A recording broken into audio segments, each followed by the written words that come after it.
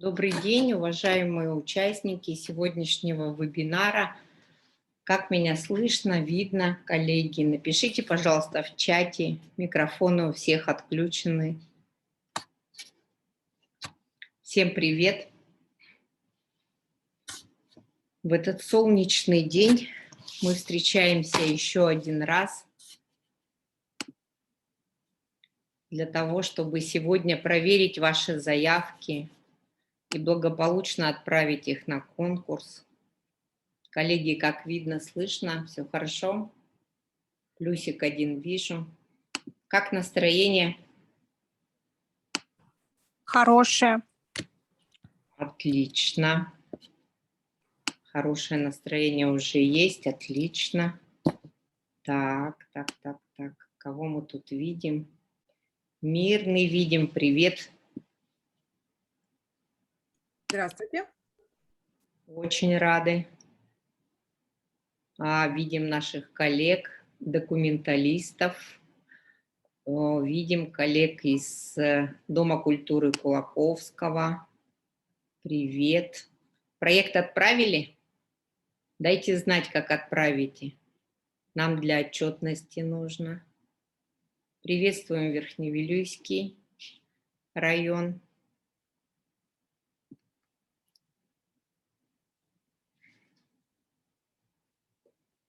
Отлично, что всем хорошо слышно.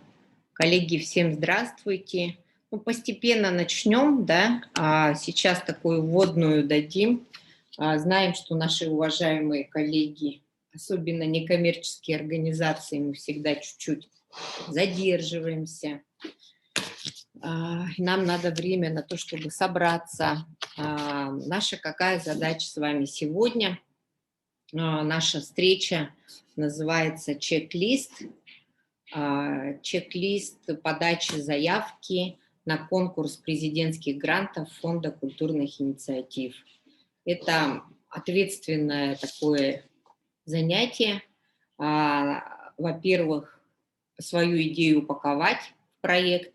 Во-вторых, проект вбить в интерфейс Фонда культурных инициатив. И самое ответственное, и я знаю по себе, как это сложно, нажать на кнопку подача заявки на конкурс.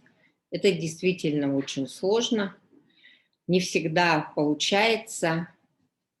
И не всегда получается, может быть, сразу решиться, заявку направить и так далее. Но я что хочу сказать. Сейчас главное иметь очень холодный ум.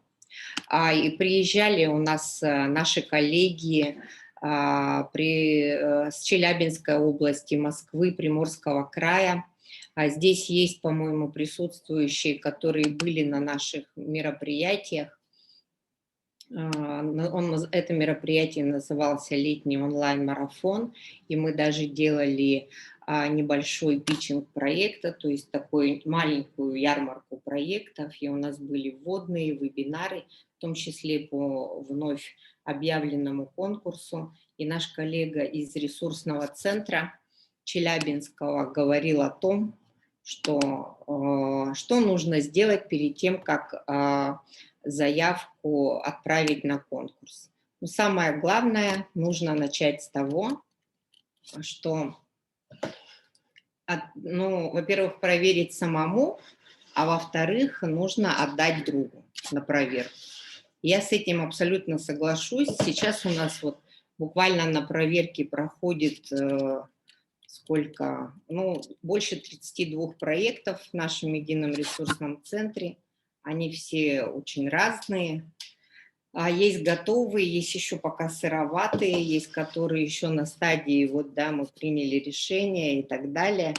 Давайте все-таки будем разбираться, сейчас посмотрим, как все-таки проверить свою заявку. И действительно хорошо, когда есть друг, товарищ, партнер, который не находится, я хочу на этом обратить внимание, в команде проекта, который со стороны, еще есть такая хитрость, как говорил Михаил Комиссаров, дать заявку на проверку и сказать: я вот этих ребят особо не знаю, хорошие люди, и не сознаваться, что вообще это моя заявка. Почему? Потому что друзья обычно правду не говорят.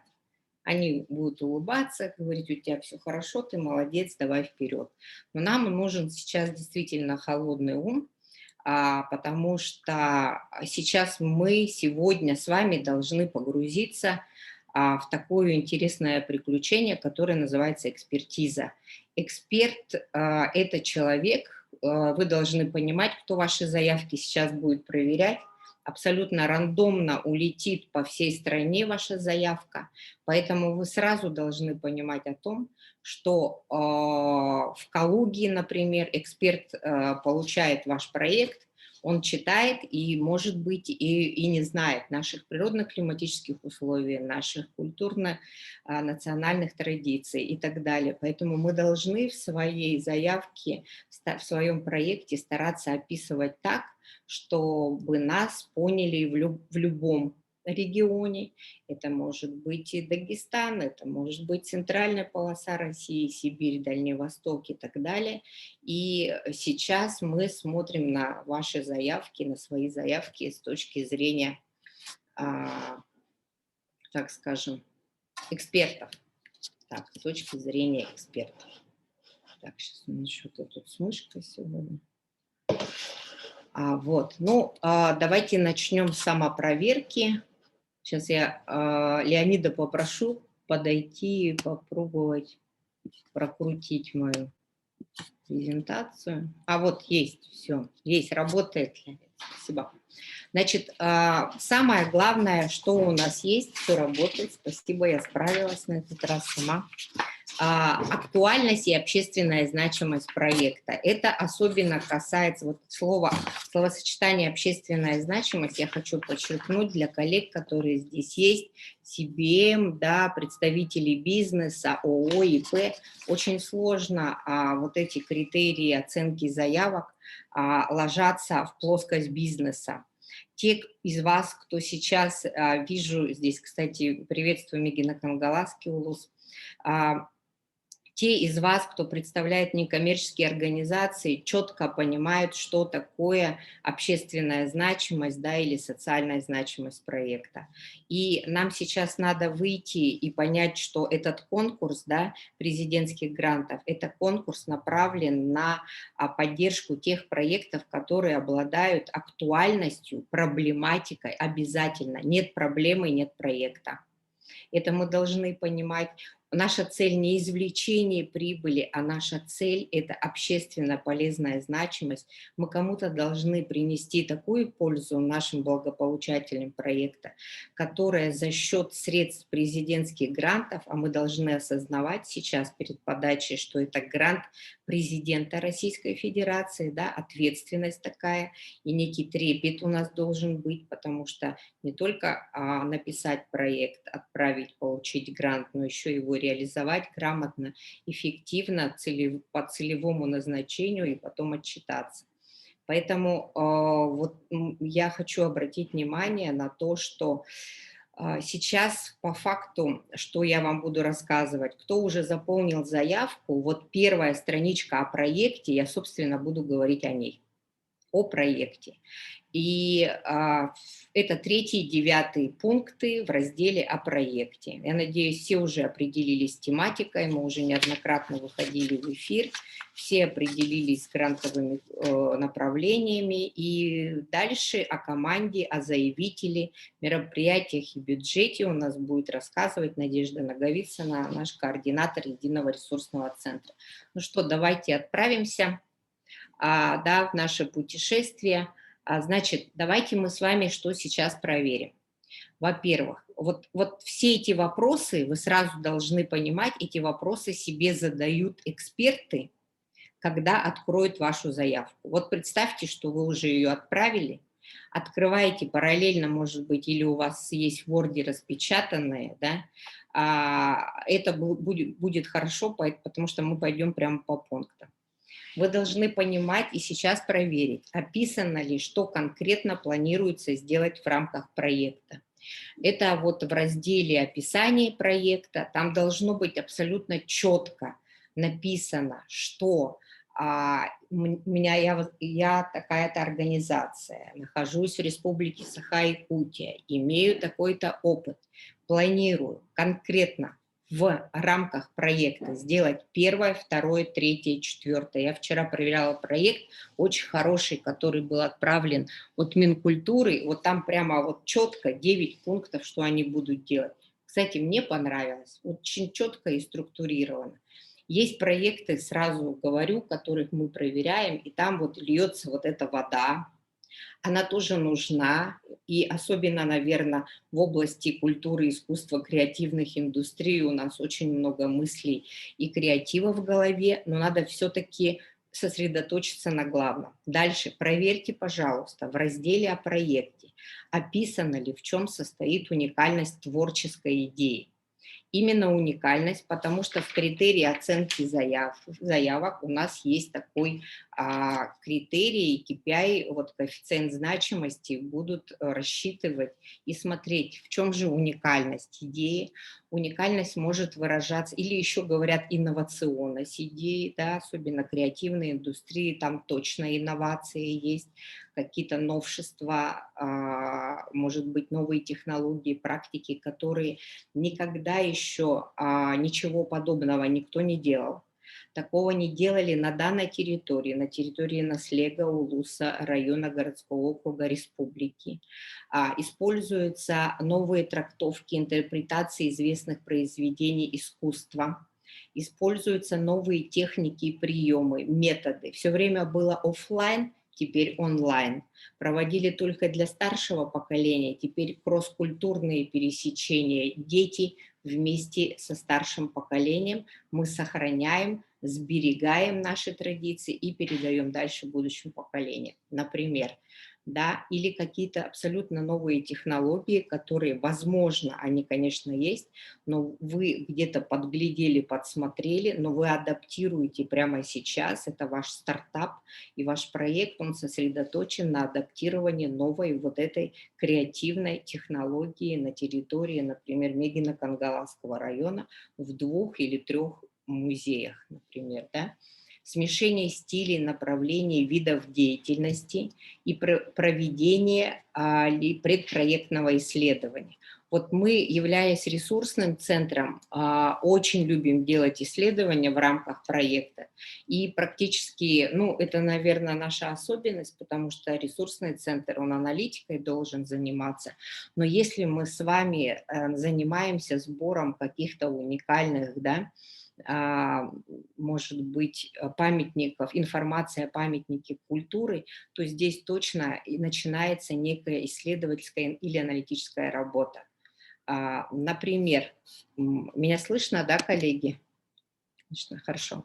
Например, что это может быть? Это может быть некое анкетирование, это может быть некий опрос, да, и так далее.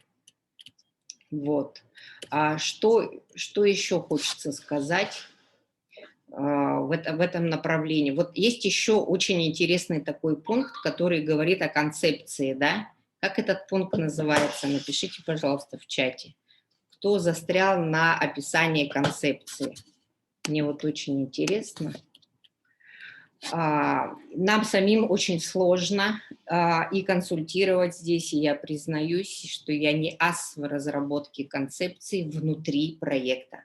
Когда мы говорим концептуально о стратегии, о развитии, например, и стратегии парка будущих поколений, то, что нас ждет впереди, и мы стратегируем и так далее, здесь более-менее понятно концепция.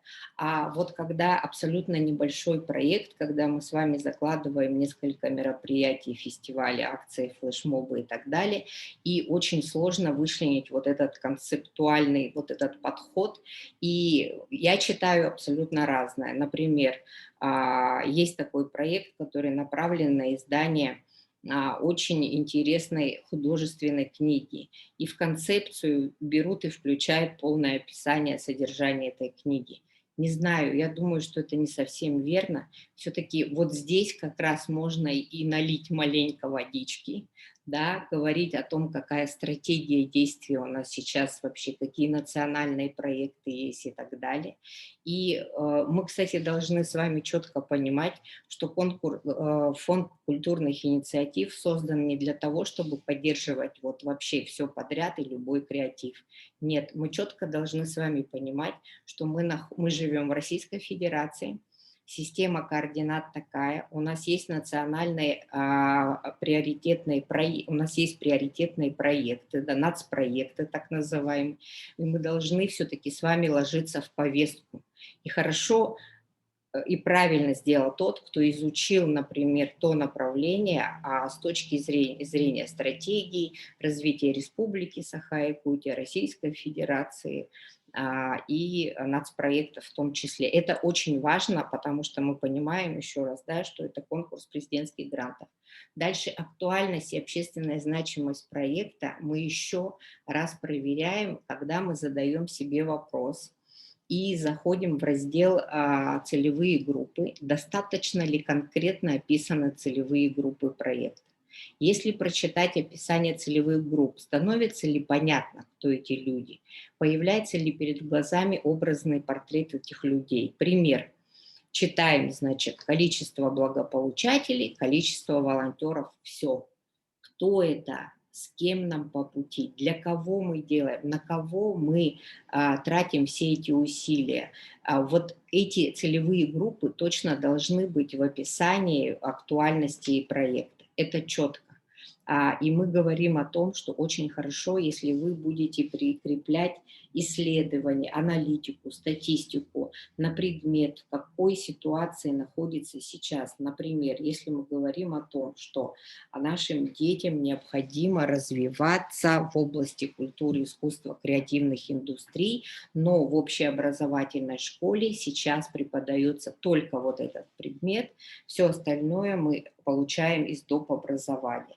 А где нам и каким образом обучаться вот этим навыкам, да, мягким, которым в области, например, развития креативных индустрий, чтобы потом этих же детей довести до уже профессиональных навыков.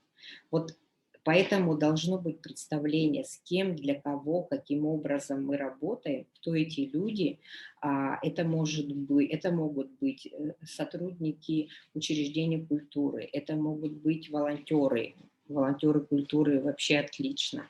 Это могут быть дети школьного возраста, отдельно вы разграничение делать, дети дошкольного возраста, молодежь. Да, запоминаем, что молодежь у нас по новому законодательству теперь от 14 до 35 лет. Значит, среднее население Республики Саха-Якутия, старшее поколение, кто-то пишет серебряные волонтеры, кто-то пишет вот просто 16+. Читатели 16+. Кто эти читатели? У меня вопрос. И мне хочется четко понять, что точно от 16 до 35 это будет одно направление, с кем мы работаем. Даже по задачам мы будем потом с вами разграничивать. Дальше от 35 и старше это другое направление. И пенсионный возраст это уже абсолютно третья целевая группа, да, на которую мы будем с вами, с которой мы будем работать и которая приведет не только к количественным, но и обязательно качественным изменениям. Дальше давайте проверим себя сейчас на берегу. Достаточно ли подробно описано, почему реализация проекта актуальна для целевых групп? Смысл любого проекта заключается не в том, чтобы что-то сделать, а в том, чтобы люди, участвующие в этом проекте, что-то приобрели, узнали, переосмыслили, почувствовали. И здесь мы тоже вчера на одной из консультаций с заявителем спорили. Вот это вот почувствовать, вот эмоции и так далее. Да, действительно, в проектах, например, таких конкретных, как защита прав людей, Там, конечно, не про чувства в основном идет, там идут конкретные прагматичные вещи для того, чтобы оказать столько-то юридических консультаций, да, посетить столько-то судебных заседаний, защитить права стольких-то людей. А все-таки в сфере, в области культуры, искусства, креативных индустрий действительно и мы удивляемся, и нам самим интересно, что муниципальные учреждения, и некоммерческие, и коммерческие организации очень много, вот, когда духовно, нравственное, да, эмоции, таких, даже я бы сказала, больше психологической составляющей, нежели вот этой прагматики. Я думаю, что это нормально, это хорошо, но все-таки должна быть конкретика. И в количественных результатах мы четко должны описать, сколько человек примет участие в проекте. Поэтому, когда мы пишем целевая группа 16+, а количество пишем 3000 человек, потому что 3000 экземпляр книг мы печатаем, нет. Это не логическая связность проекта. Здесь логика, я бы сказала, она такая в рамках одного мероприятия, но не в рамках проекта. Поэтому очень внимательно посмотрите, сделайте разграничение, посчитайте вот на берегу и смотрите, не надо завышать количество только для того, чтобы большую сумму запросить. Это будет ошибка, потому что Надежда Моисеевна не даст соврать. Она готовит у нас аналитические отчеты, что очень сложно подтвердить потом эту целевую группу.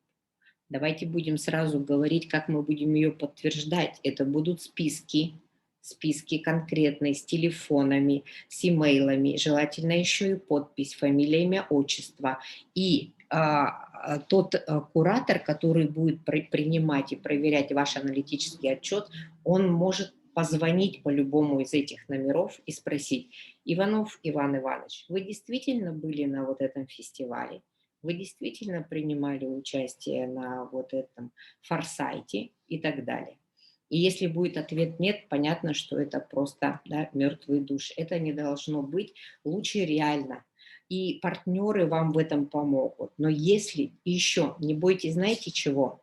Не бойтесь того, что у вас будет, как сказать, вдруг ковид, и вы не сможете оффлайн вот столько-то людей привлечь. Вы не думаете, что в этих фондах сидят какие-то люди, которые живут на другой планете. Они абсолютно с пониманием и сочувствием, и сопереживанием относятся к победителям конкурса, грантополучателям. Мы пишем просто письмо, да, письмо о том, что мы либо сокращаем количество, либо мы переносим это мероприятие, либо мы переносим, значит, различные статьи расходов с одной на другую и так далее. У нас, например, по одному из нашему проекту мы не смогли выехать в 4 арктических улуса в прошлом году, но мы заменили это мероприятие, и нам разрешил фонд президентских грантов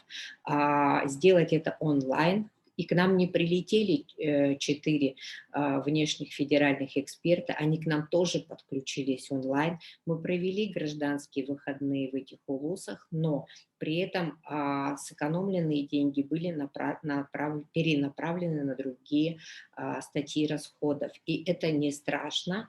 Если что, можно вернуть, и это тоже не страшно. Но главное понимать, еще раз хочу сказать, все-таки ответственность большая, и очень многих вот такой есть топ-фактор, что нет, я не хочу отправлять, у меня проект очень хороший, есть команда, есть опыт в проектной деятельности, но я не хочу отправлять, потому что я боюсь отчетности. И вот это мы очень часто встречаем, особенно среди молодежных проектов, да, когда старшее поколение пишет, и очень сложно вот это все заполнять не на бумажке, да, в интерфейсе, получается, все в цифровом формате будет, и отчетность тоже будет в цифровом формате, и здесь надо понимать, чтобы все-таки был хороший интернет, что работать придется со Сбербанком бизнес онлайн, и, ну, Поэтому нужно, если старшее поколение у нас отправляет свои проекты, я прямо очень прошу всегда, чтобы был рядом волонтер, волонтеры, молодые люди, которые помогут отчитаться, волонтеры, бухгалтера, соратники, партнеры. Пожалуйста, если вы пишете на берегу, что у вас есть команда, до конца с этой командой, пожалуйста, пройдите до отчета в том числе. Потому что мы сейчас видим, что на культурные проекты очень много отправляется и именитых, знаменитых людей республики, которым сейчас сложно очень ориентироваться, заполнить заявку и так далее, а проекты, ну, просто, конечно, планетарного масштаба, я бы сказала. Дальше актуальность, общественная значимость проекта. Давайте еще про это поговорим. Давайте мы проверим себя сейчас, достаточно ли подробно описано, почему проект является значимым для общества.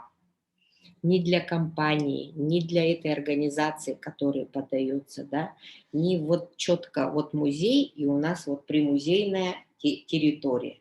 И, значит, проект такой, значит, мне надо посадить саженцы, цветы, здесь поставить стелу, и все. Кому от этого станет лучше, как изменится качество жизни, мы даже можем на эту тему говорить, а сколько молодых людей приобщится к тому, что на эту стелу он придет, узнает, что это, значит, посвящено нашим солдатам, которые ушли на фронт в Великую Отечественную войну и так далее, и так далее. Или это у нас какой-то культурный деятель знаменитый, Республики Саха-Якутия, значит, там должны быть экскурсии, значит, там должны быть какие-то мастер-классы, должны быть какая-то клубная история и так далее. Это не только ради того, чтобы посадить саженцы, да, и воздвигнуть какой-то памятник. Ну, давайте мы сразу сейчас вспомним о том, на что дают деньги. Очень часто мы смотрим прям завышенный бюджет, ну прямо вот иногда он бывает крайне завышенный. Вот предметы роскоши и зашкаливающие такие проекты, там 10 миллионов и плюс, вы, конечно, должны просчитать. Во-первых, у вас должно быть очень большое количество целевой группы. Во-вторых, у вас должен быть опыт просто также многомиллионных проектов однозначно. И желательно, чтобы эти проекты, чтобы эти организации были такого межрегионального масштаба. Потому что все, что свыше 10 миллионов, это точно уровень международных и межрегиональных каких-то ивентов, крупных мероприятий, фестивалей и так далее. Поэтому внимательно, пожалуйста, подойдите. Мы прямо видим, что некоторые организации, честно говорю, заносят, ну, видимо, потому что вот есть некое понимание, что культура для нас очень важна, но проект свыше 10 миллионов рублей, коэффициент его значимости, да, то есть критерии оценок, там это просто должен быть высший пилотаж. Это на 100% должна быть заполнена заявка, и если нет опыта участия, например, в фонде президентских грантов, то я прямо даже не рекомендую. Значит, теперь приведены ли подтверждения актуальности для целевых групп и значимости для общества в виде? У вас есть такие блоки, где вы можете актуальность свою подтвердить. У нас впервые возникает такой пункт, как 9.1. Туда вы можете прикрепить даже письма поддержки, например, от заместителя председателя правительства, курирующий данный вопрос. Почему нет, например, да?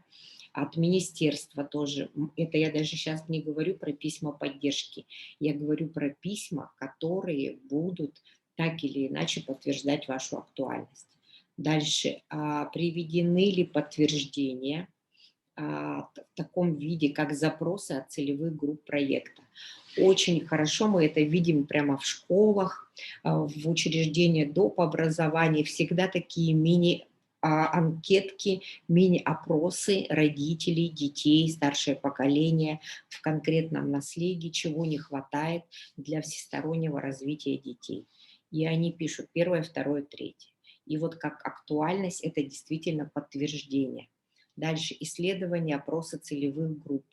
Это про вот про то же статистика. Статистика есть в официальном доступе обычно, и здесь нужно немножко быть таким исследователем для того, чтобы понять, какой есть запрос. Но статистика – это вообще это цифры, сухие цифры, но которые порой подтверждают, вообще действительно актуален проект или нет, и особенно на этой территории.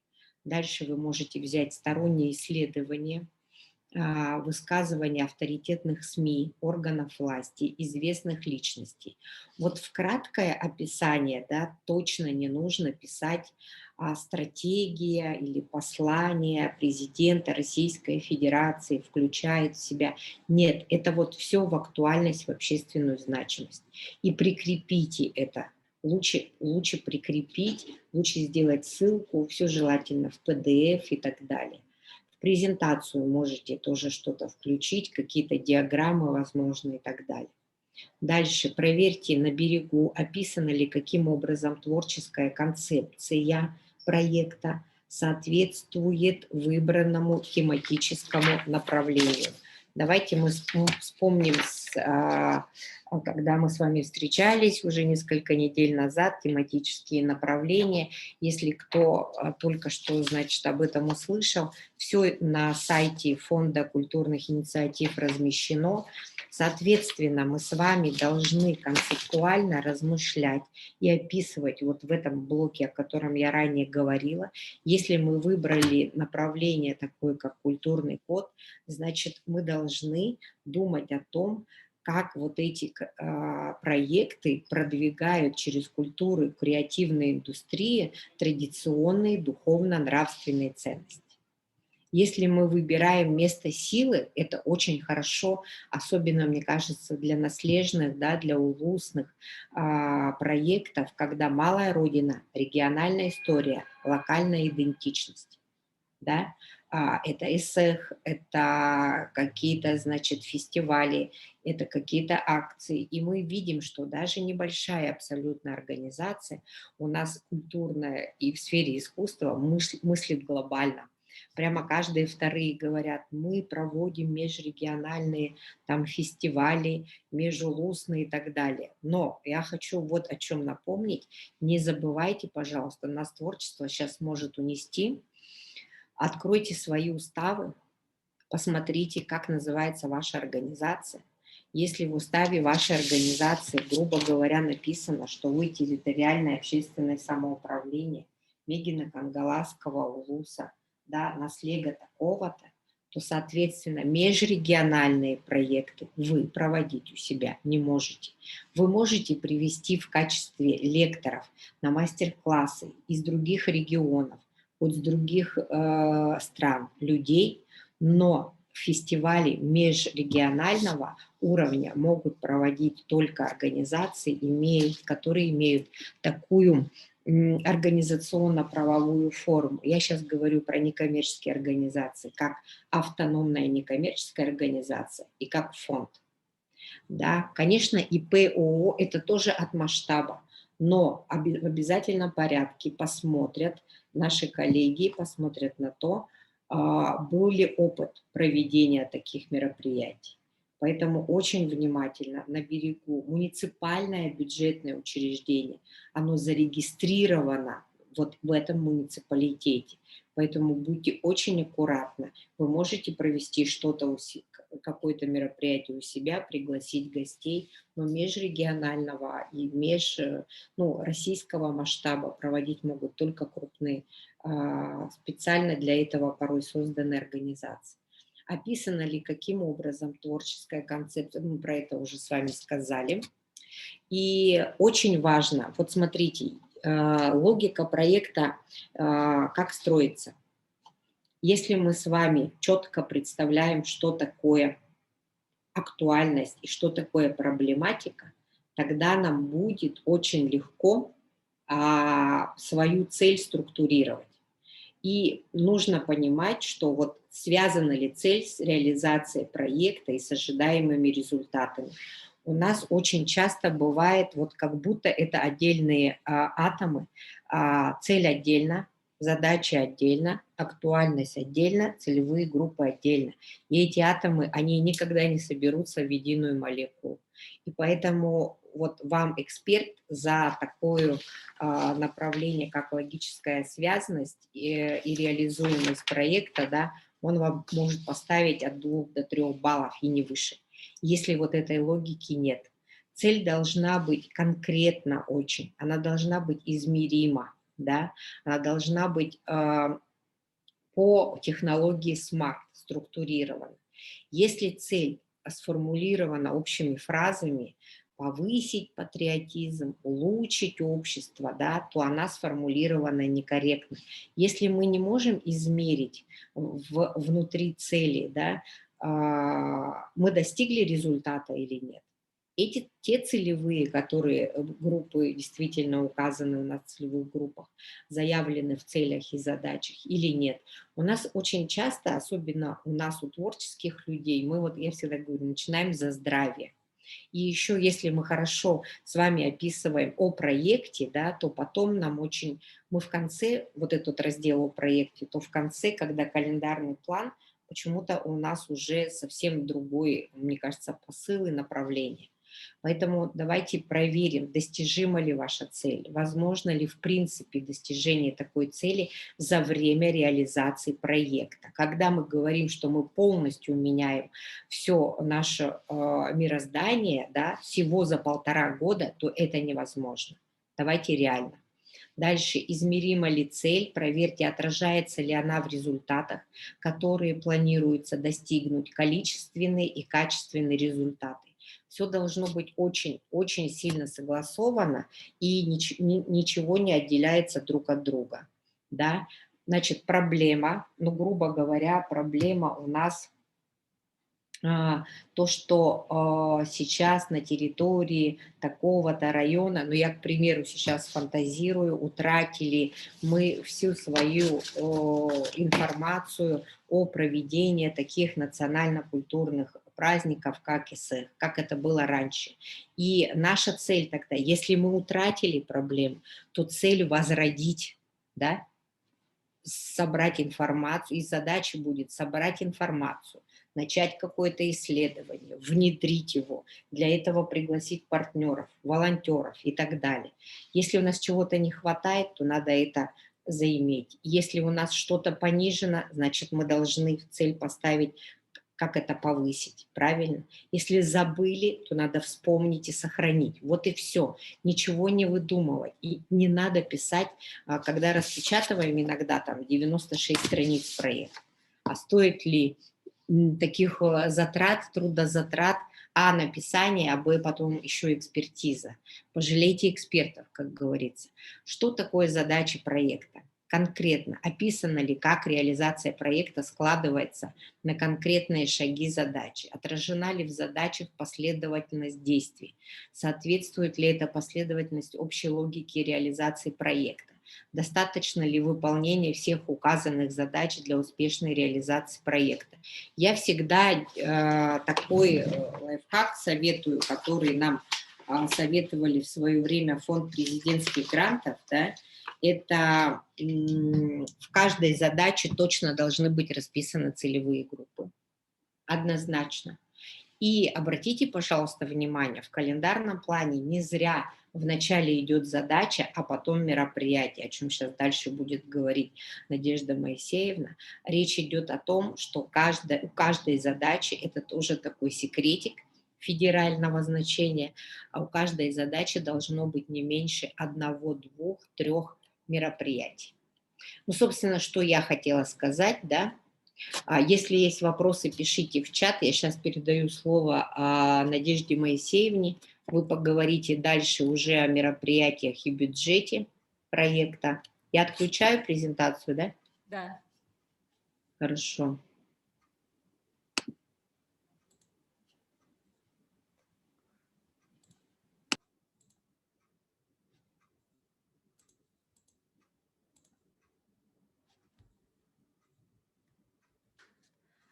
Коллеги, добрый день. Я надеюсь, меня хорошо слышно, видно.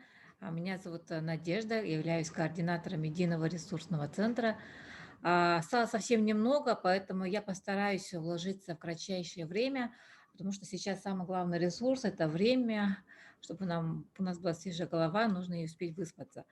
Вот, у нас есть такой раздел, мы еще находимся с вами, вы, наверное, заметили, да, что у нас есть 6 разделов, которые мы должны заполнить 100%, прикрепить к заявке, прикрепить заявки, подтверждение отправления заявки, форму подтверждения заявки, и, как говорится, вздохнуть с легкой душой и ожидать результата.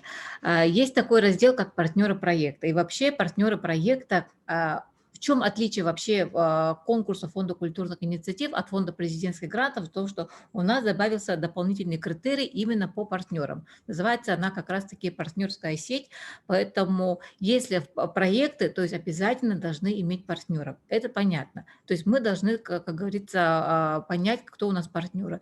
То есть не надо искать сейчас новых партнеров, если вы сейчас не определили наши партнеры. Партнеры должны быть друзья, люди, которые вам действительно ответственные, исполнительные и предоставят вам помещение, разместят вашу статью на своем сайте. Это будет информационная поддержка, либо предоставят вам машину для проведения каких-то мероприятий, либо предоставят вам волонтеров, да, то есть это будет уже организационная поддержка, либо проведут вам какой-то семинар, какое-то там исследование проведут, да, то есть это будет какая-то методическая организационная поддержка. Поэтому очень важно сейчас определиться именно партнерами, потому что есть отдельный критерий по партнерам. Вот. И эти партнеры, какой вид поддержки они оказывают, они должны отразить вас в письмах поддержки. Письма поддержки прикрепляются сразу, где вы пишете, какой партнер, полное наименование партнера, муниципальное учреждение, либо управление культуры, либо администрация района, если это районный проект, либо наследственная администрация, это сельский маленький проект. Вот, и письма должны быть за подписью, желательно, конечно же, руководителей должностей, руководящих должностей, и обязательно в завершении вот этих писем поддержки должен быть такой строчка о том, что в случае победы проекта мы гарантируем оказать этому проекту, команде проекта, этой организации вот такой-то вид поддержки. Все, прикрепляем и уже, как говорится, переходим на следующую, как говорится, ступень проекта. Естественно, деньги даются команде. Команде даются не просто так. Команда должна быть профессиональной в этой области. Почему? Потому что, смотрите, вашу заявку, как и по аналогии Фонда президентских грантов, будут проверять два независимых эксперта.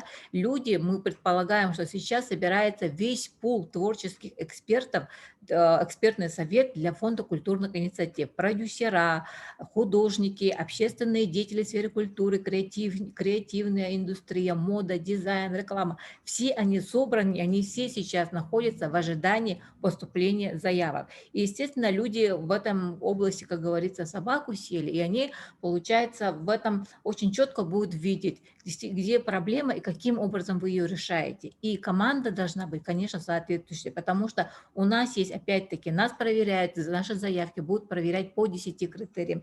И один из критериев, он является как раз-таки по опыту организации, опыту команды. Поэтому команда должна быть собрана абсолютно не, допустим, физкультурник, так скажем, да, должен быть человек, который в этой области имеет опыт, имеет музыкальное образование, имеет хореографическое образование, имеет опыт работы там, например, в колледжах, в университете по культуре, рекламе, связям с общественностью. То есть человек, который имеет опыт, либо управление проектами. Вот, это очень важно. Что касается, поэтому вот сейчас вот вопросы стоят, вы себе запишите, вы себе, может быть, сфотографируйте, смотрите. И вот смотрите, почему мы говорим про команду. Есть партнерский сайт Фонда президентских грантов, теперь он и еще присоединен к Фонду культурных инициатив. Есть такой сайт, как Созидатели. Созидатели – это такой сайт, где вы заявляете о себе. Если команда проекта в своем разделе присоединяет к команде, приглашает команде через сайт Созидателей, и то есть команда полностью набирается из сайта Созидателя, то это очень большой плюс для оценки, потому что вы работаете с партнерским сайтом Фонда президентских грантов и Фонда культурных инициатив. Плюс это про прозрачность, про открытость и про доступность, потому что прежде всего некоммерческие организации, в том числе, если мы сейчас нам доверяют федеральные деньги, то мы должны абсолютно все двигаться добиться прозрачности, открытости и доступности. Поэтому пользуйтесь, пожалуйста, сайтом Созидатели. Заявитель.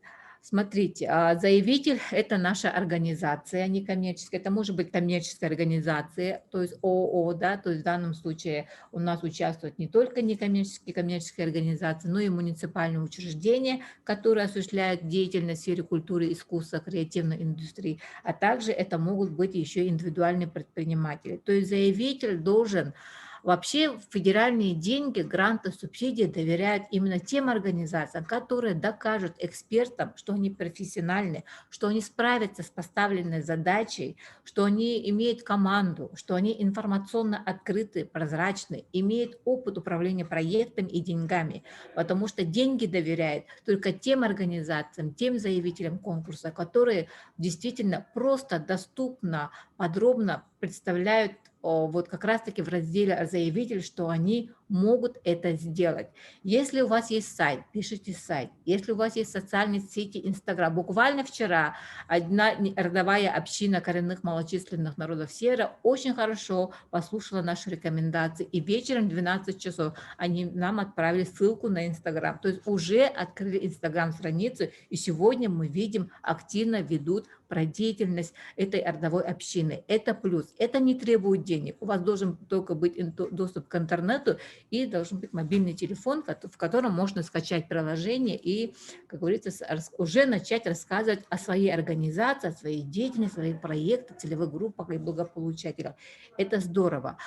Кроме того, вот в разделе «Заявитель» есть 27-й пункт, я знаю уже наизусть, потому что мы все сидим на экспертизах, 27-й пункт, в котором вы должны прописать по вашим реализованным проектам за последние 5 лет. Даже если вы стартап-организация, которая недавно создалась, вы все равно должны указать, что вы сделали в течение прошедшего времени. Может быть, какой-то мини-проект. Они вот приходите и говорят, мы провели конкурс, мы провели какой-то фестиваль, но мы все это провели на собственные средства. Но так и укажите, что вы провели фестиваль как мини-проект. Вы же все равно решали какие-то задачи, культурные задачи в целях сохранения, передачи, поддержки талантов, выявления талантов. То есть вы должны указать обязательно опыт, потому что деньги, даже небольшие, 300 тысяч, 500 тысяч, доверяют только тем людям, которые действительно показывают экспертам, что они умеют это делать. И вот в 27 пункте все вы ставите галочку, что проекты отсутствуют. Этого абсолютно делать нельзя. О чем-то нужно рассказать. Может быть, у вас информационный был проект, вы просто вещали в телевидении или радио. То есть это может быть разное. Либо вы работаете с детьми, молодежью и их учили волонтерствовать, допустим, да, культуре, а может быть в какой-то деятельности смежной. Вот, то есть вы должны об этом рассказать. Кроме того, должны быть публикации в средствах массовой информации. Мы уже сколько раз рассказываем вам про нашу интерактивную карту гражданских инициатив, который прежде всего был направлен на вашу информационную открытость, чтобы его повысить. На карте гражданских инициатив на нашем сайте, сейчас я попрошу нашего администратора отправить контакты, наших все контакты, в том числе и сайт erc-portal.ru. И на этом сайте есть замечательная кнопочка, как предложить новость, куда вы абсолютно бесплатно можете отправить статью и фотографии. И тут же администратор будет публиковать эту новость на нашем сайте. И эту новость, ссылку на публикацию вы берете и публикуете в самой последней строчке в публикации СМИ в вашем разделе «Заявитель». Все делается для вас. Ресурсы есть, возможности есть, просто должно быть желание, высокое желание рассказать о себе экспертам, что вы информационно открыты. Я даже иногда тем арктическим даже вот организациям рекомендую в кратком описании проекта прописать одну такую строчку. Никто этого не запрещает, что вы находитесь в селе, в районе, где очень слабое качество интернета, либо низкий трафик интернета, что ваш информационный сайт – это ваши социальные сети, либо ссылку можете сделать, что вы постоянно публикуетесь на сайте единого ресурсного центра. То есть каким-то образом вы должны находить так называемые лазейки. И все это будет, как говорится, здорово, если всем этим вы воспользуетесь. Мы переходим к календарному плану. Календарный план на самом деле это и сам свой проект, потому что само определение проекта социального проекта, культурного проекта, разного рода проектов – это комплекс мероприятий. То есть этот комплекс мероприятий должен быть описан в календарном цикле. В течение какого периода срока реализации вы хотите реализовать проект. Ну, смотрите, культурные проекты, в отличие от разных мини-проектов, социальных проектов, экологических проектов, там, очистка территории, благоустройства, они зависят от того, что мы передаем какие-то ценности, традиции, обычаи, чтобы у них сформировало какое-то чувство долга, духовных каких-то ценностей. Это в календарном каком-то вот временном отрезке, это намного долго, чем пойти, почистить там какой-то берег и все, допустим, да. То есть это ценности совсем другие, поэтому поймите, вас будут проверять эксперты, и какой-то эксперт может сказать о том, что как они могут передать такой богатый опыт, либо национальный язык в течение всего лишь полугода. Нет, требуется год или год-полтора, допустим, да. То есть смотрите, поэтому, соответственно, качественных результатов эксперт может сказать, что они могут и не, как говорится, достигнуть качественных результатов. Количественные результаты мы с вами можем достигнуть, это не так-то просто, нужен просто хороший координатор либо организатор. Собрать людей, вовлечь их, рассказать, поделиться, научить, провести какой-то урок, занятия, мастер-классы, фестивали. Но качественные результаты – это именно на что нам дают деньги для достижения качественных результатов. И вот, как рассказала вам Ольга Анатольевна, я хочу сказать, из чего вот как раз стоит основа всего. Как раз-таки календарный план – это комплекс мероприятий, это как раз и лежит, как говорится, весь пласт нашего проекта, и она должна быть полностью сквозная, взаимосвязана с проблемой, целью, задачами.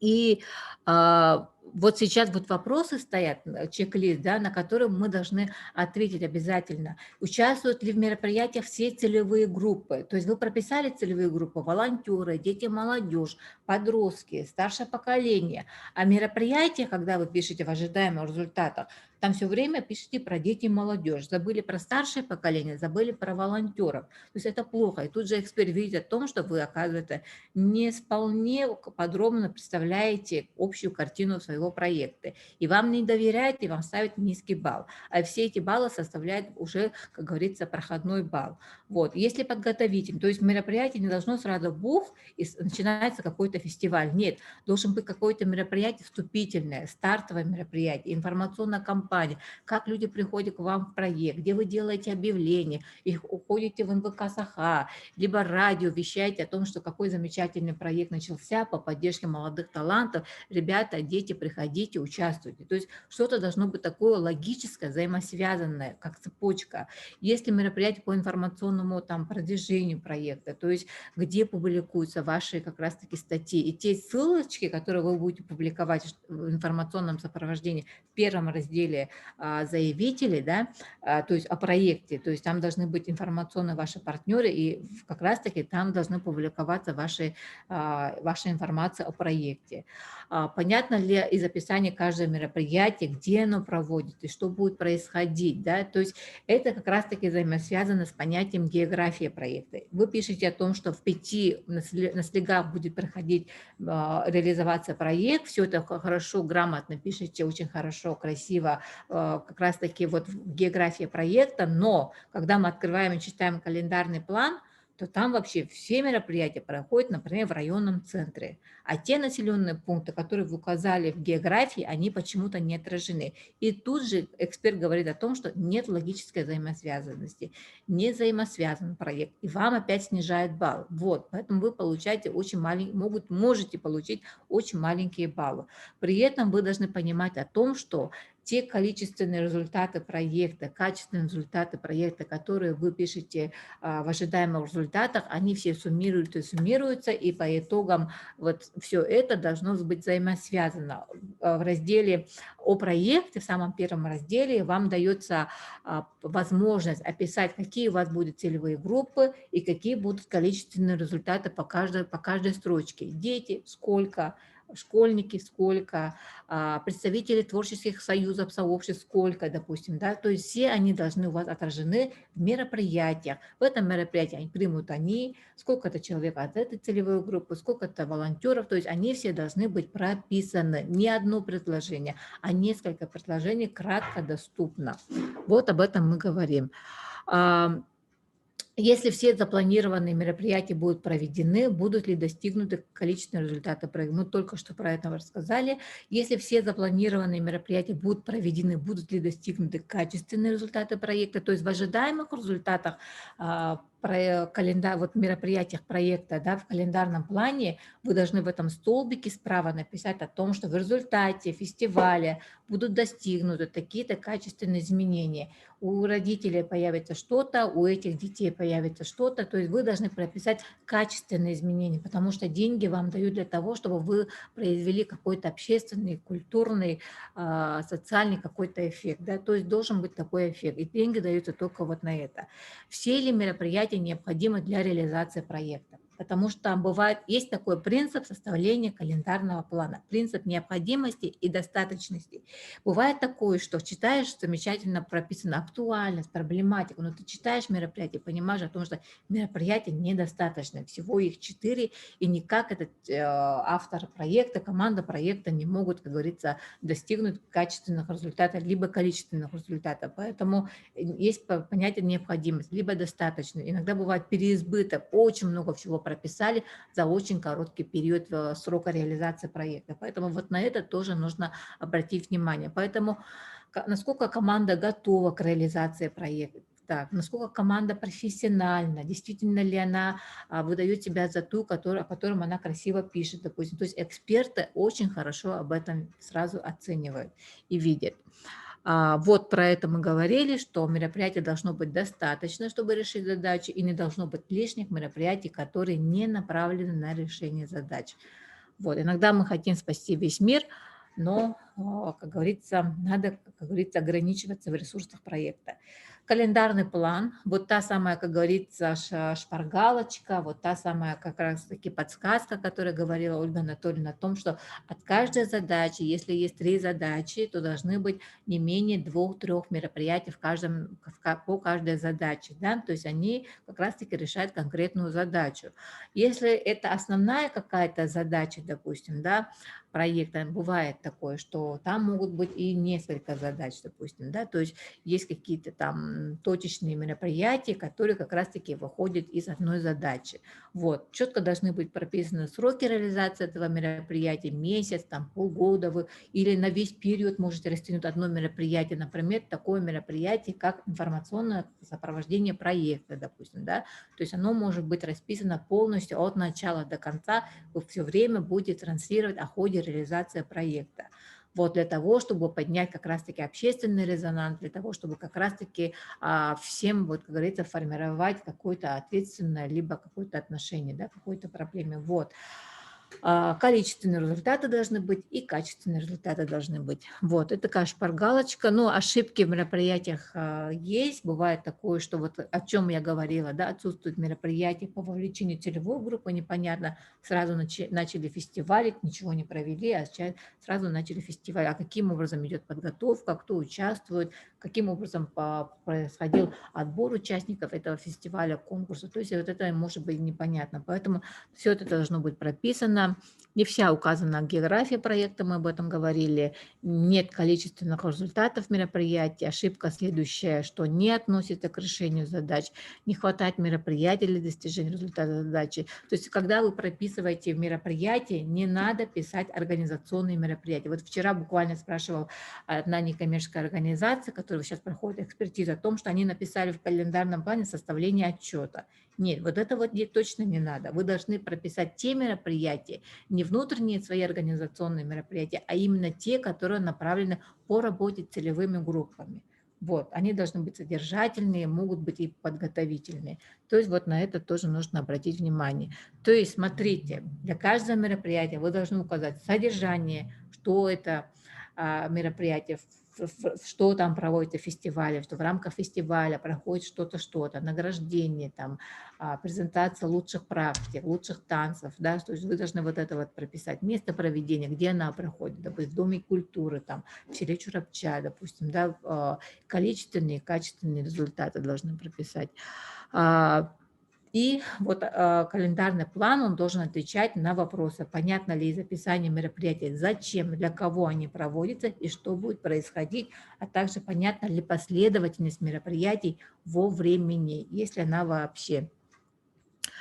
Вот о чем я говорила, как раз-таки, когда вы полностью четко видите общую картину вашего проекта и чего вы хотите достичь, как решить проблему, общественную значимость проекта, то вот эти вот как раз-таки ваши мероприятия, они будут очень хорошо суммированы, и вы даже будете получать удовольствие, когда будете подсчитывать свои количественные результаты о том, что, о, вот на этом мероприятии у меня столько, на этом столько, я все суммирую, ох ты, я хочу 300 детей, допустим, да, или у меня будет там 100 волонтеров, допустим. То есть и качественные результаты точно самое же. Очень хорошо, если вы пропишете, то качественные результаты, которые вы должны прописать в первом разделе о проекте, они как раз-таки полностью в столбик могут, как говорится, вырастить.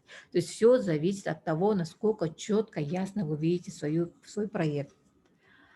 Это вот диаграмма Ганта, которую мы используем, то есть все месяцы должны быть заполнены. Не должно быть такого, что в одном месяце или в неделе вы ничего не делаете, потому что есть такое понятие, как бюджет проекта, и как раз-таки оплата труда, она четко взаимосвязана вашими функциональными обязанностями, ролью в проекте, потому что если вы там в календарном плане будет пустота, и эксперты вот с этой схемой точно пользуются. И они увидят, что там какая-то пустота непонятна, а зарплату запросили, допустим. То есть это тоже снижение балла как раз-таки по реалистичности бюджета. Поэтому вам точно снижат балл вот за это. Поэтому четко сделайте себе диаграмму. Вообще даже при разработке проекта должна быть вовлечена вся команда. Не должно быть такого, что все делает один человек. И как раз-таки один человек может пропустить вот такие вот нюансы. Мы переходим к одной из важных частей проекта, это бюджет проекта, на котором иногда очень много человек застревает, потому что не все мы математики, не все мы можем правильно все посчитать, но бюджет проекта, он по идее простой, потому что как раз-таки бюджет, он четко взаимосвязан с вашими мероприятиями проекта. Ни влево, ни вправо, ни вперед, ни назад, потому что полностью именно в русле ваших мероприятий.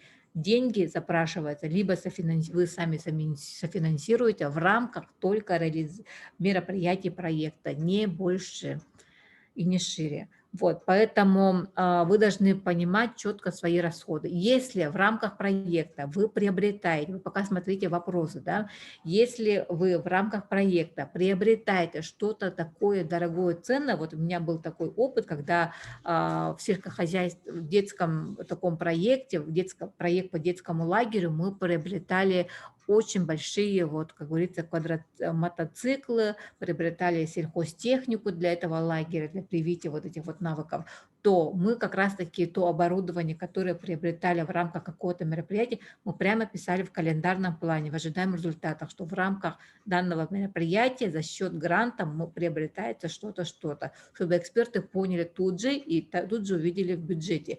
Так тоже можно поступить. Поэтому вот если мы видели тоже бюджет проектов культурных, то есть они отличаются как раз-таки немного дороговизной, потому что как раз-таки услуги там сценариста, там какого-то режиссера, кинопродюсера, либо приобретение вот этих музыкальных оборудований и их ремонт очень дорогой. И как раз-таки, если вы приобретаете какое-то дорогое оборудование, можно это маленьким коротким предложением прописать еще и в ожидаемых результатах мероприятиях проекта. Вот. Основная вот проблема, допустим, вообще в бюджете, вот как раз-таки и реалистичность бюджета, есть такой критерий, вообще один из критериев, 10 критериев, это как раз-таки реалистичность бюджета.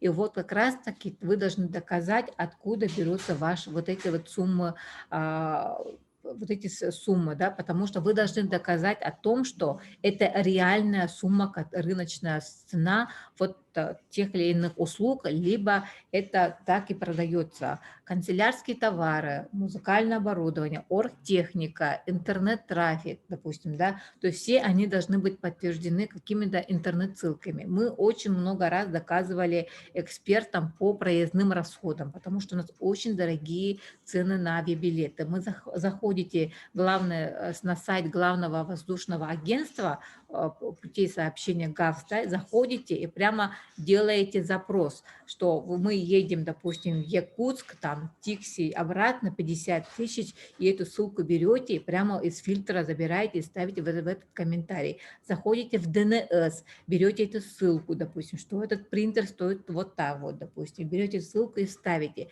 Да, есть случаи, когда у организации поставщика контрагента, или как мы называем, не бывает сайта, тогда прямо делаете какой-то скрин, можете где-то прикрепить, допустим, да, то есть вы должны доказать экспертам, что вы действительно работали над бюджетом, что это реальная цена. Если эксперты не поймут, откуда у вас появилось такое оборудование, допустим, на организацию вот пишут там, допустим, мы для проведения чего-то мы закупаем вот это вот. Этого мероприятия вообще нет в календарном плане, допустим. Тогда они могут тоже сказать, что бюджет нереалистичен. Либо не совпадают вот должности команды в команде проекта и в бюджете. То есть пишут там руководитель проекта, а в бюджете пишет директор, допустим. Либо координатор проекта, а почему-то в бюджете пишет, стоит организатор проекта. То есть должно быть как пазл, все совпадать четко, ясно. И только тогда, как говорится, эксперты оценят оценят высоко, если все это будет четко, логически взаимосвязано, как пазл. Вот. Если говорить про бюджет, то смотрите, бюджет проекта – это в целом вообще совокупная стоимость проекта, выражена в денежном эквиваленте. Есть средства гранта и есть сумма софинансирования. То есть смотрите, иногда вот приходят к нам на экспертизу, сейчас в онлайн-формате все говорят о том, что у нас нет вообще денег на софинансирование, но при этом имеют помещение, при этом имеет интернет-доступ, при этом имеет там кресла, столы, оргтехнику, кулер, да, все это можно перевести в денежный эквивалент, и все это можно поставить софинансирование. Чем мне вообще привлекателен и фонд президентский грант, и фонд культурных инициатив, что они позволяют нам полностью это перевести в денежный эквивалент. И в чем привлекательность этих конкурсов? Тем, что они действительно нам обеспечивают доступ, тем, что они не требуют отчетного документа по софинансированию. Поэтому, то есть, смотрите, вы показываете, то есть полгода вы можете запросить средства на оплату труда, полгода вы можете написать о том, что вы работаете бесплатно, но при этом пишете софинансирование.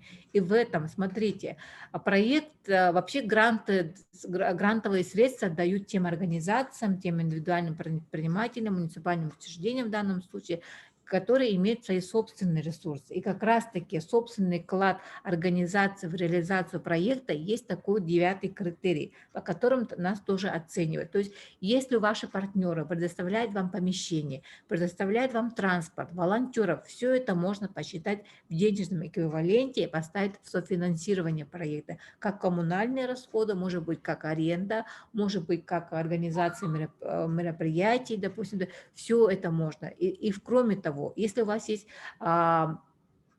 информационное сопровождение, которое вам делают бесплатно, даже это можно посчитать в услуги, в деньгах, и это поставить в расходы на проведение мероприятий и полностью поставить его в части софинансирования, потому что высокие баллы как раз-таки ставят по реалистичности бюджета и собственному вкладу именно тем организациям, у которых выше 30% софинансирования.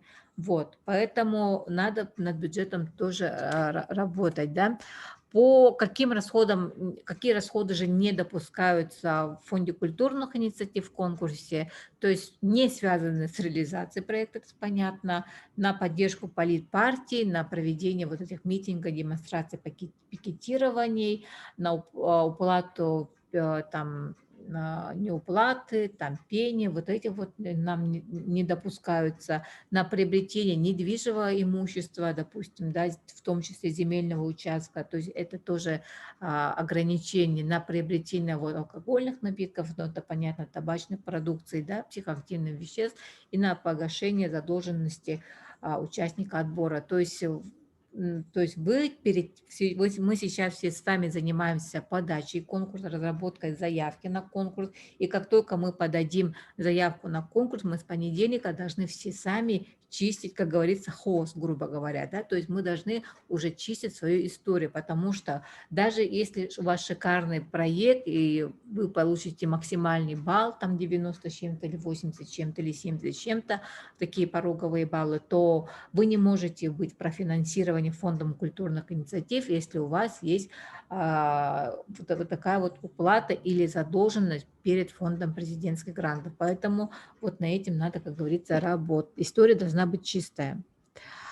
Не рекомендуются расходы на непредвиденные расходы, также не детализированные прочие расходы, потому что если вы четко не пишете, в рамках чего вот эти вот канцелярские товары вам нужны, в рамках какого мероприятия вам нужна наградная культура, потому что наградные, вот получается, культура, грамоты, диплома, а в мероприятиях нет ни одного конкурса не прописано, где кого награждаете, по каким номинациям, а запросили почему-то кубки, медали, там что-то, да, диплома, то это тоже, как говорится, не связано. Из-за этого вы тоже получаете, как говорится, низкий балл.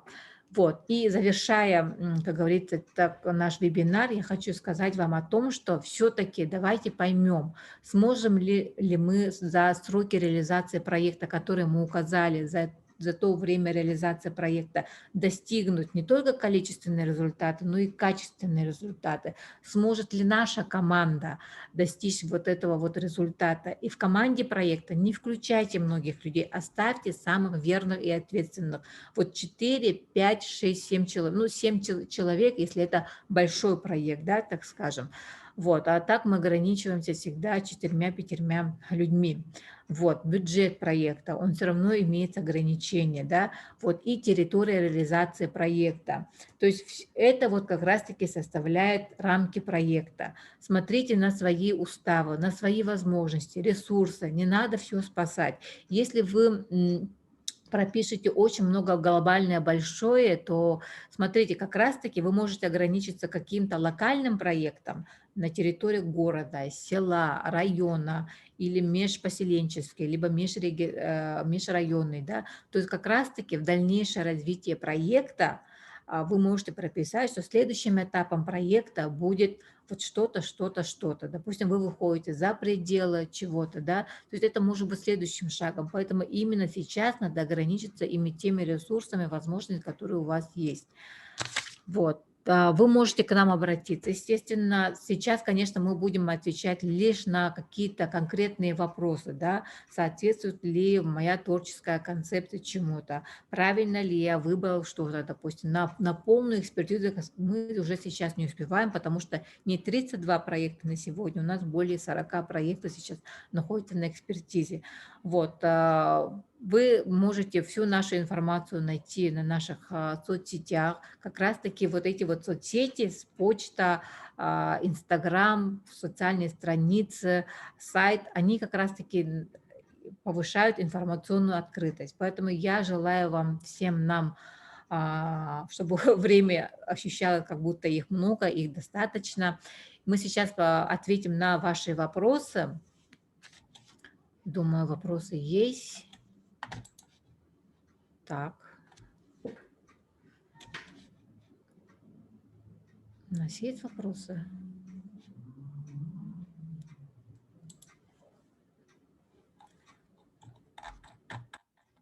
Так, у нас есть вопросы.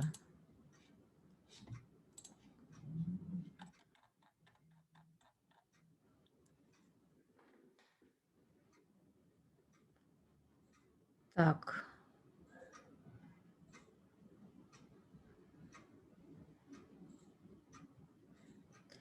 Концепция– это стержень проекта, спрашивают. В данном случае творческая концепция должна быть, и как раз-таки мы пишем, соответствует какая-то у нас творческая концепция, и почему мы выбрали то или иное тематическое направление. То есть мы должны прописать, творческая концепция нашего проекта заключается в чем-то, и почему мы выбрали данное направление, то есть мы вот это должны прописать. Правильно ли вы выбрали тип и тематическую направленность? Да, можем ответить на вопрос. Так, контакты. Команда должна быть обязательно. Команда должна быть обязательно. Я видела проект, который реализуется одним человеком. Один человек заявил, очень масштабно все прописал, но мы понимаем о том, что вообще проект в одиночку можно написать, теоретически и практически это возможно, но никак невозможно его реализовать полностью самому. Поэтому эксперты могут даже при шикарном проекте могут сказать, что вот как раз-таки опыта организации, опыта команды проектов недостаточно. Можете заработать очень низкий балл. Можно сайт Созидателей. Наберите, пожалуйста, в поисковике интернета Созидателей, и этот сайт выйдет.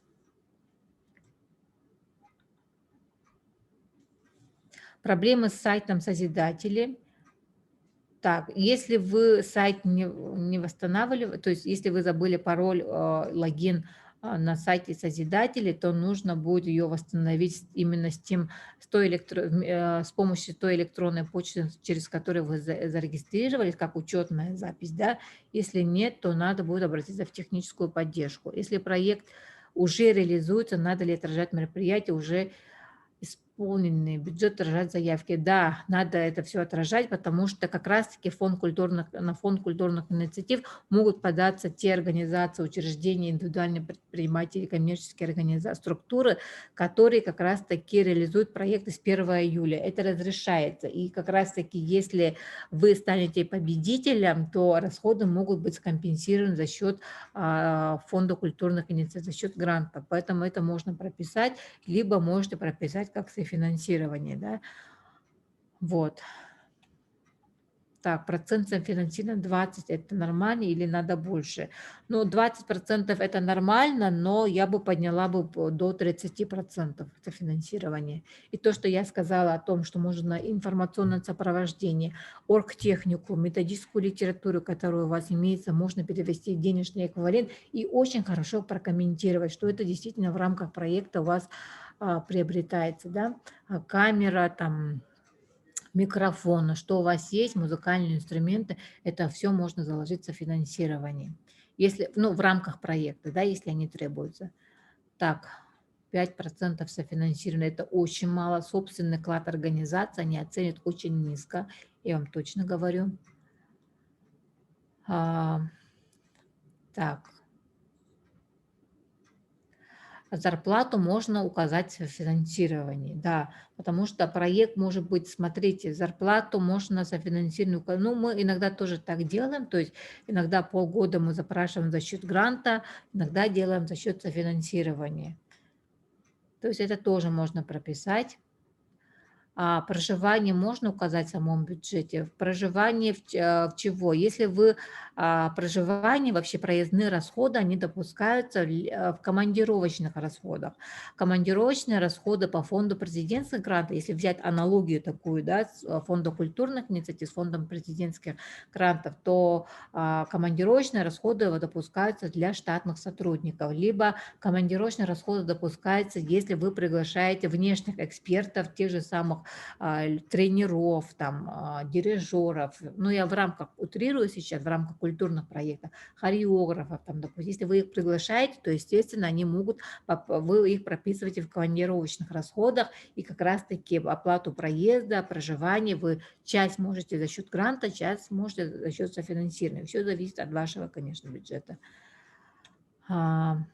Проезд можно, это радует для артистских районов, да, но вы должны прописать, цели чего у вас вообще организована командировка в городе Якутске или откуда-то вы привозите, да, и все это должно быть прописано как раз-таки в календарном плане, что в рамках данного проведения, данного мероприятия приглашается внешний эксперт с Якутска, откуда-то, допустим, да, чтобы это все было взаимосвязано с бюджетом.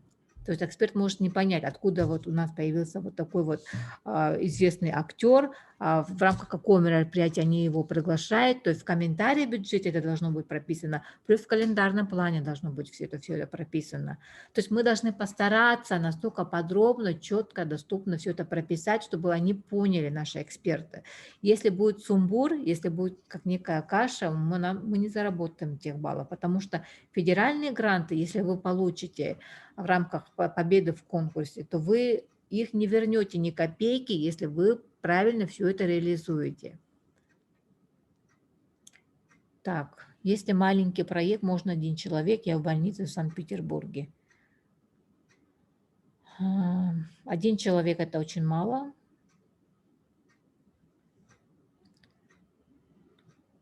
Так, если проект реализуется, да, можно отразить. То есть если уже есть оборудование, то это можно включить. Ну, в софинансирование можно включить. Да. У кого-то, может быть, есть Можно вопрос? спросить? Да, спрашивайте. Скажите, пожалуйста, а вот если в транспортных расходах заложен проезд актеров спектакля, это допускается? Ведь они не штатные работники, командировочные только штатным же. Командировочный штатно можно, привоз экспертов мы пишем в командировочных расходах. Можно писать в командировочных расходах привоз внешних экспертов. Не внешних экспертов, а актеры спектаклей поедут с гастролями в Нюрнберг и Алдан. Мы хотели заложить это в прочих транспортных расходах. Ну, как можно и там заложить, если это гастроли. Но с какой целью эти проводятся гастроли и какая целевая группа там будет на местах в гастролях? Да, там пока спектакли. Угу. Ну, конкретно целевой группой они работают? Да, широкая целевая группа. Угу. Можете прописать, да, в транспортных расходах. Спасибо. Коллеги, мы с вами 1:20 в эфире. Можно вопрос? Да. Так, я заказываю услуги у одного предприятия и индивидуальный прайс-лист составили. Куда можно вложить это? В бюджете там нету, а в проекте там куда можно? Угу. Ну, смотрите, вы можете, если это в бюджете не прикрепляется, то мы делаем так. Этот прайс-лист вы можете положить в Google облако, либо в Mail облако, ну, неважно, да, в облако можете залить, открыть доступ и эту ссылку прикрепить к бюджету, чтобы эксперт открыл по ссылке. Через Google. Все, понятно. Угу. Главное, откройте доступ, не просто прикрепить ссылку. Спасибо. Открыть доступ к файлу, к папке.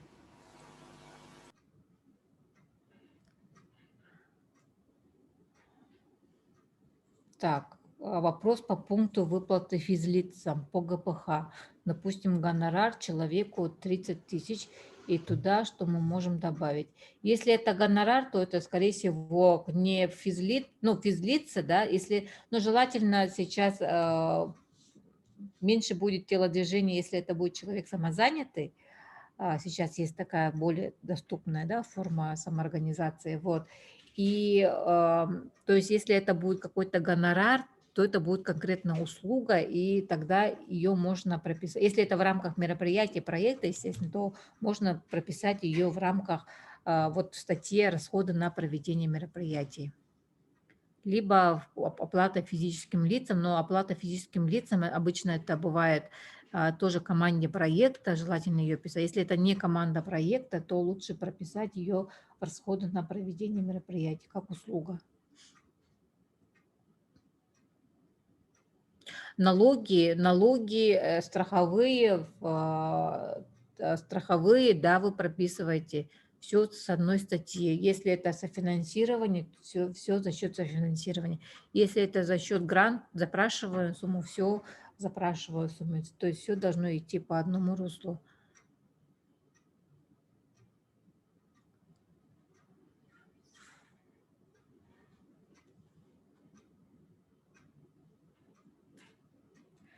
Ладно, коллеги, желаю вам всем удачи, успехов, чтобы мы все с вами, мы тоже участвуем в конкурсе, чтобы мы все с пользой и экономно, как говорится, воспользовались тем временем, которое у нас есть. Первый раз в 2017 году сайт фонда президентских грантов тоже лагал. Есть был такой опыт. Росмолодежь тоже в этом году висел, потому что вся Россия, когда просыпается, у нас есть небольшое время вперед, поэтому мы можем этим воспользоваться. Пока Москва не проснулась, как говорят, можно поактивничать на сайте, подать и успокоиться, потому что когда вся Россия уже просыпается, Москва, то все, сайт может провисеть. Ну, надеемся, такого не будет. До свидания всем.